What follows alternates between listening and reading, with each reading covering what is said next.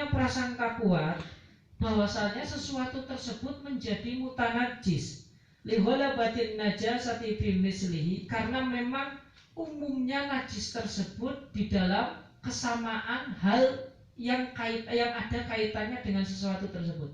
Ini maksudnya kayak gini ya, kalau kita terjemahkan. Kita itu punya baju, tetapi kemudian kita punya praduga kuat kalau air yang digunakan untuk mencuci baju tersebut adalah air yang tidak suci sepenuhnya. Karena misalkan air tersebut itu ternyata melewati tempat-tempat di mana tempat-tempat tersebut di situ banyak najisnya misalkan. Ya, meskipun kita tidak melihat wujudnya najis, tetapi ini umumnya ya kalau air tersebut mutanajis.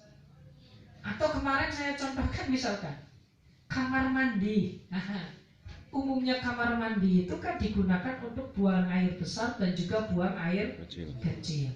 Nah ini kan asalnya memang suci, tetapi kan bisa jadi ini juga terkena tetesan air kencing. Iya kan? Nah jadi ini ada keyakinan, ini apakah kamar mandi ini suci atau kamar mandi ini tidak suci? Maka di sini dijawab, fihi qaulani ma'rufani biqaulail asli. Di dalam masalah ini ada dua pendapat yang kaitannya dengan pandangan hukum asal. Kemarin kan kayak gini. Kemudian dijawab wadzahiru awil ghalibu arjauhuma. Kemudian yang dohir atau yang umum itu adalah yang paling rojih. Maksudnya kayak gini, kamar mandi itu kan asalnya suci.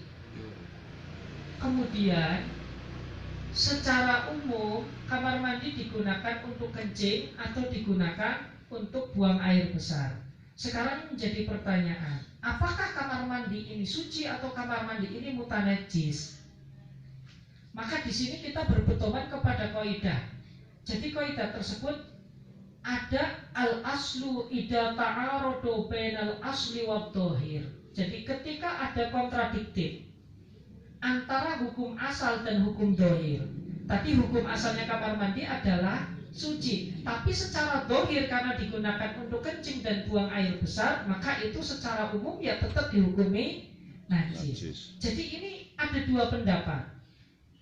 Pendapat yang pertama, kalau memakai al-aslu at-thaharatu, maka hukum asal tersebut akan menganulir hukum yang ghalib. Jadi kalau berpendangan kepada pendapat yang pertama, hukum asal daripada kamar mandi itu suci, ya selagi kita tidak melihat najis, ya maka tetap dihukumi suci. Ini adalah salah satu pendapat dari pendapatnya Imam Syafi'i, dan ini adalah pendapat yang dipilih oleh Imam Abu Hanifah.